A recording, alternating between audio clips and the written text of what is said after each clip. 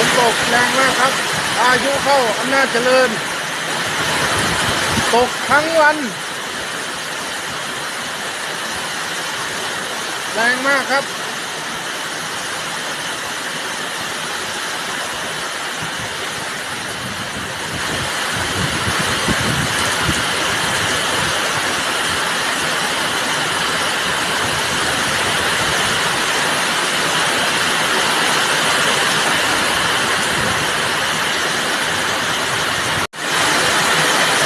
ฝนตกแรงมากครับพายุเข้าอำนาจเจริญ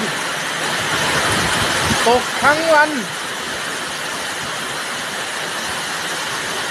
แรงมากครับ